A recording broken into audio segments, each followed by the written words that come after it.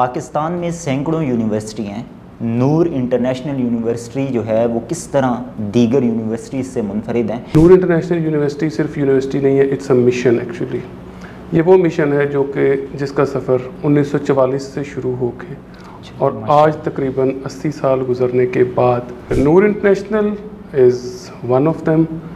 लेकिन हम ये कहते हैं हमेशा कि Noor International is one out of these.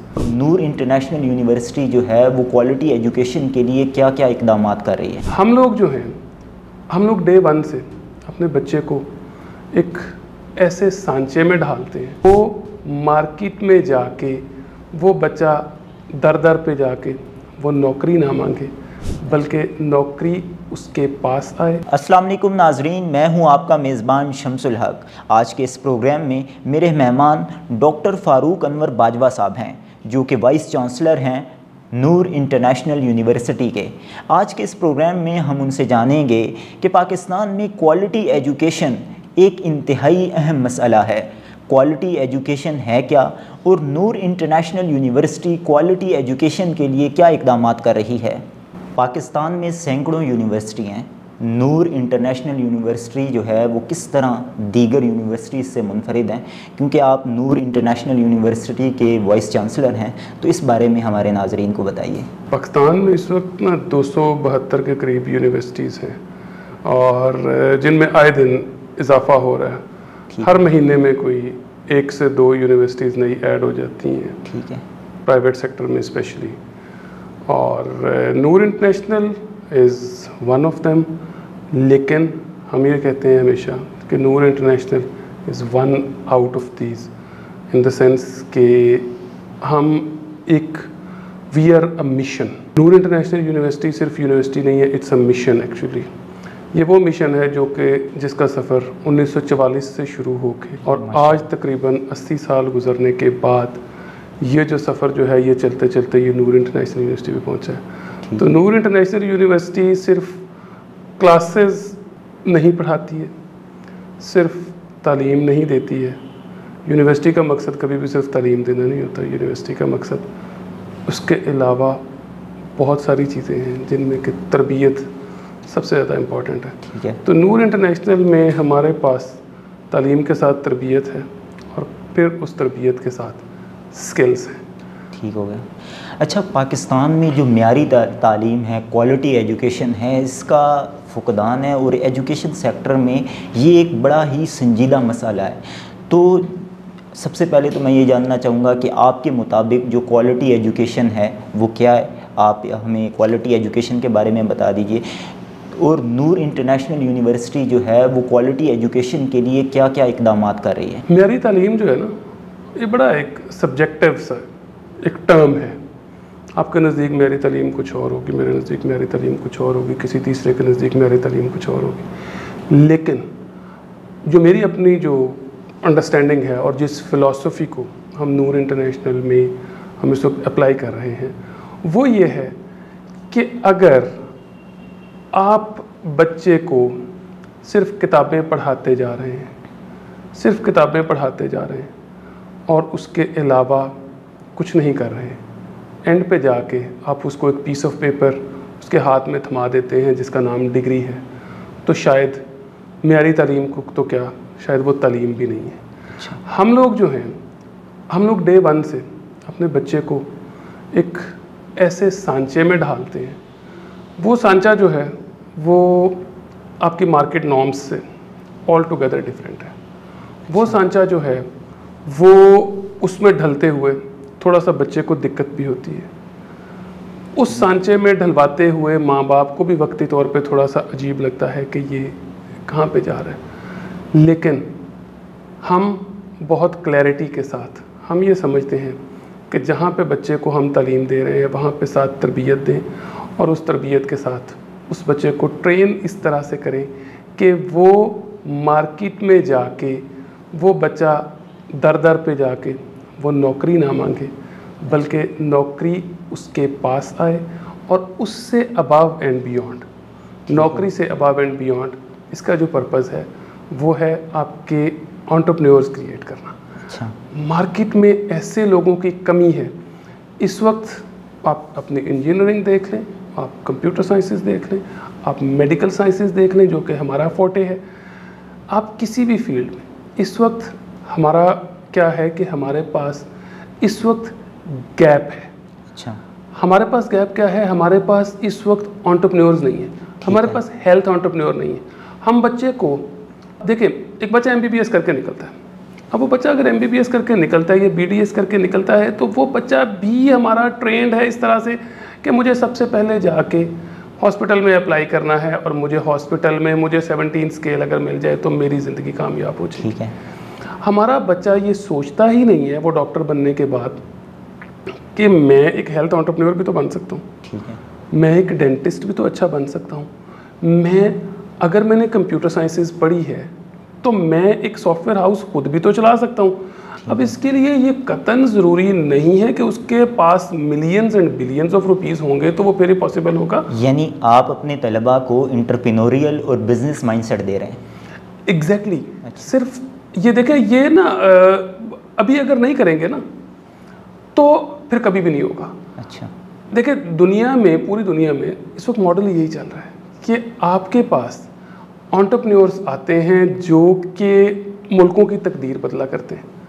ठीक है, वो एंटरप्रेन्योर्स अगर, हाँ एंटरप्रेन्योर में यहाँ पे ज़रूरी ये है कि वो एंटरप्रेन्योर्स वो हों जो कि एम्बेडेड हों, जो कि अपने कल्चरल वैल्यूज़ के साथ जो कि कनेक्टेड हों, उसमें ऐसी चीज़ें ना हों, उसमें मैल प्रैक्टिसेस ना हों, बल्कि वो लोग कल्चरली, सोशली, एथिकली वो इतने रिच हों कि वो सक्सेसफुल एंटरप्रेन्योर्स बने। ठीक है, और वो बाकी लोगों के लिए वो जॉब क्रिएट करने का सोर्स बने। ठीक हो गया। अच्छा, हाल ही में आपने दीगर वाइस चांसलर्स के साथ नेशनल इंक्यूबेशन सेंटर का विज़िट किया है, तो मैं ये जानना चाहूँगा कि जो नेशनल इंक्यूबेशन सेंटर है उसके मकासद के बारे में थोड़ा सा बताइए और आपका तजर्बा कैसा रहा विज़िट करने का। नेशनल इंक्यूबेशन सेंटर जो है ना, ये बेसिकली पब्लिक प्राइवेट पार्टनरशिप के साथ ये बना है, मिनिस्ट्री ऑफ इंफॉर्मेशन टेक्नोलॉजी और विद कोलैबोरेशन ऑफ नेटसोल और बीकन ऑफ नेशनल यूनिवर्सिटी। इस तरह से कुछ प्राइवेट पार्टनर्स उनके साथ आए, उन्होंने इसको किया। That's a good initiative. हमने पढ़ा वहाँ पे, we enjoyed it a lot. उन्होंने कुछ प्रेजेंटेशंस भी दी, कुछ चीज़ें हमें बताई और माशाल्लाह they are doing a wonderful job. लेकिन मैं ये कहूँगा कि सिर्फ नेशनल इंक्यूबेशन सेंटर अकेला इस जिम्मेदारी को नहीं निभा सकता। 1 या 2 या 4 अगर आप इंक्यूबेशन सेंटर बना देंगे तो वो इस मकसद को मीट नहीं कर सकेंगे। तो क्या इसके लिए हर यूनिवर्सिटी को अपना इंक्यूबेशन सेंटर बनाना चाहिए? Oh yes, why not, why not. अच्छा, हर यूनिवर्सिटी के लिए ये ज़रूरी है। अब ये देखें, अभी जो जिस तरह से चीज़ें चेंज हो रही हैं, अभी हर यूनिवर्सिटी अगर अपना इंक्यूबेशन सेंटर नहीं बनाएगी तो पीछे रह जाएगी। अच्छा, क्या यूनिवर्सिटीज़ जो हैं वो इंक्यूबेशन सेंटर बनाने के लिए तैयार हैं? वेल, तैयार होना पड़ेगा। अच्छा, देखें जिस तरह से चीज़ें चेंज हो रही हैं, हालात चेंज हो रहे हैं, सर्कमस्टांसेस चेंज हो रहे हैं, हर तरह की कंडीशंस चेंज हो रही हैं। आप अगर रिस्पॉन्ड नहीं करेंगे आप पीछे रह जाएंगे। कोई भी यूनिवर्सिटी, प्राइवेट सेक्टर है, पब्लिक सेक्टर है, इंक्यूबेशन सेंटर अब आपकी ज़रूरत है। अभी बल्कि रिसेंटली थैंक्स टू HEC अभी उन्होंने रिसेंटली एक प्रोजेक्ट अभी अनाउंस किया। हम उसको यूनिवर्सिटी ऑफ एजुकेशन के कोलैबोरेशन के साथ नूर इंटरनेशनल जो है वो अभी नेशनल इंक्यूबेशन सेंटर को 25 मिलियन का उनका एक प्रोजेक्ट है, वो अभी हमने टेकअप किया, अभी हम उसका प्रपोजल भेज रहे हैं। तो अब बात यह है कि इस तरह की बहुत सारे प्रोजेक्ट्स आने चाहिए, इस तरह की बहुत सारी चीज़ें आनी चाहिए। अगर ये इंक्यूबेशन सेंटर्स हर यूनिवर्सिटी में अगर सक्सेसफुली चलना शुरू हो जाएंगे तो यूनिवर्सिटीज़ को शायद सक्सेसफुल होने से कोई चीज़ नहीं रोक सकेगी।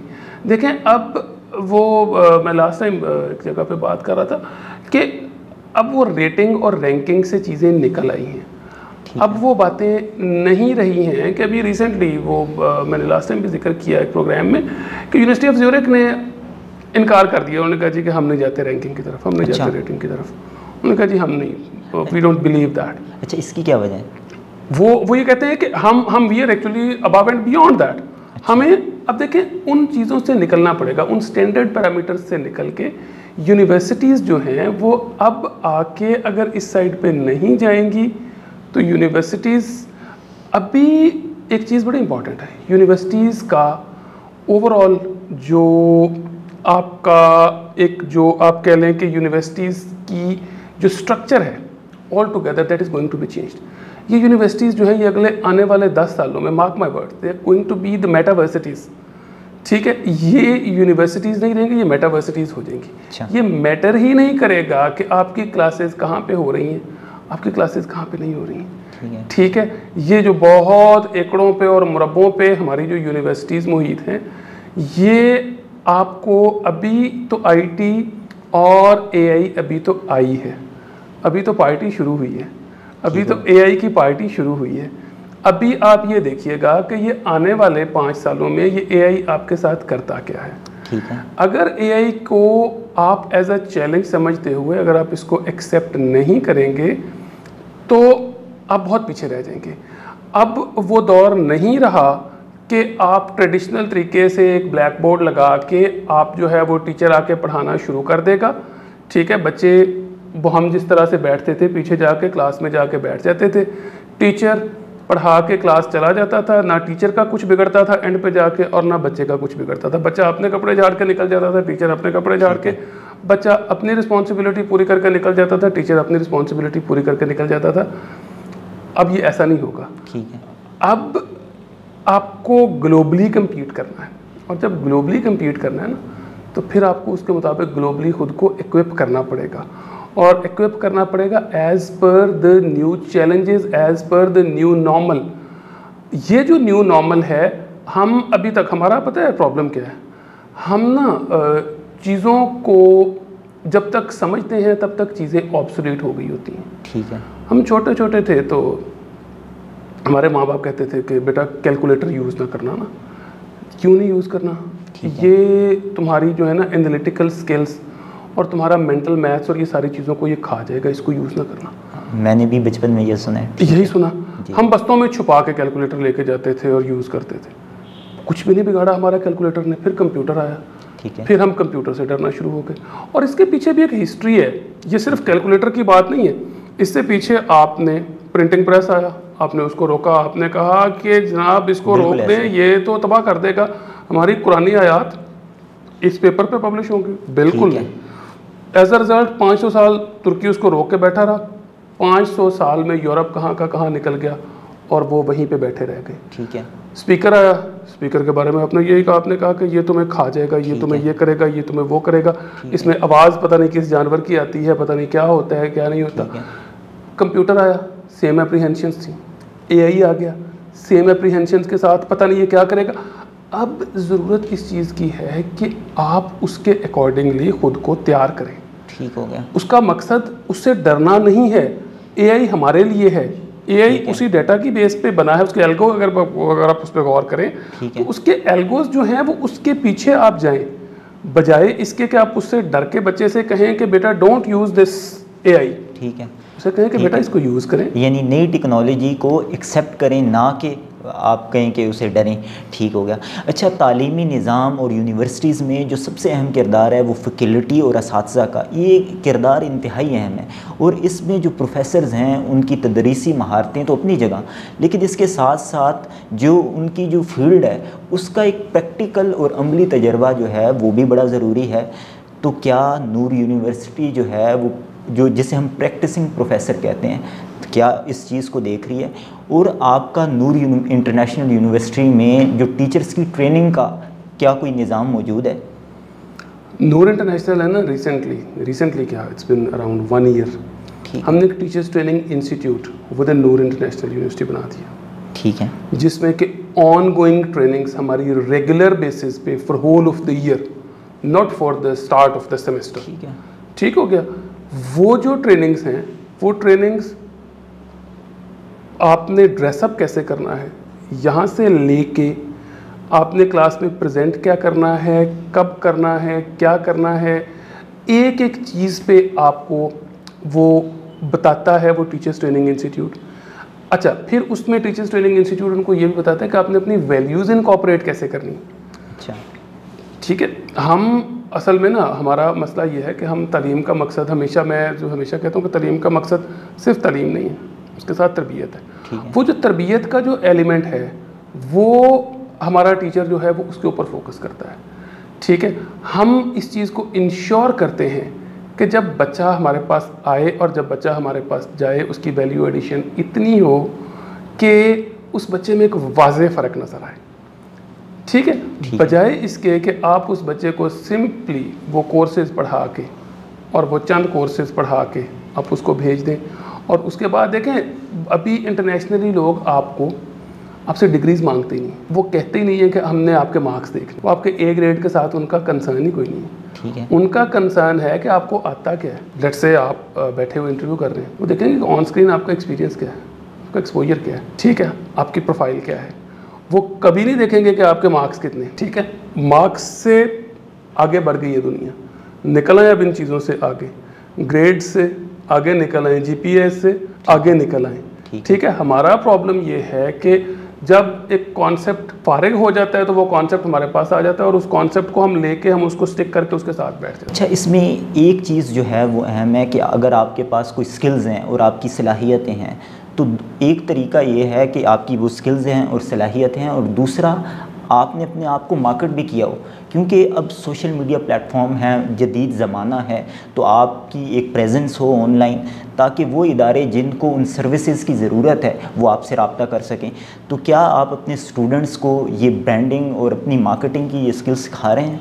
हम यकीनन सिखा रहे हैं और हम इस चीज़ के बड़े बिलीवर हैं कि हमारा बच्चा जो है वो इतना स्किलफुल हो as per the new trends. ठीक है, अभी देखें, अभी आप बच्चे को, जैसे मैंने पहले कहा कि ट्रेडिशनल वे में आप अपने बच्चे को ट्रेन करके आप मार्केट में भेजेंगे, क्या होगा, मार्केट उसको कभी भी रिस्पॉन्ड नहीं करेगी, मार्केट उसको कभी भी एक्सेप्ट नहीं करेगी। वो आपने वो सुनी है वो एक कहानी, वो नानियाँ दादियाँ हमारी वो सुनाती थी, वो बंदर वाली कहानी वो सुनी है आपने, जिसमें वो एक आदमी वो टोपियाँ बनाता था और वो जंगल में से गुजर रहा था, तो वो गुजरते गुजरते उसको नींद आई तो वो सो गया, बंदरों ने टोपियाँ उठाई और पहन के चले गए। अचानक उसको याद आया, उसने कहा, वो आपको याद होगा, वो उसने टोपी सर पे से उतारी और सारे बंदरों ने उसको कॉपी की।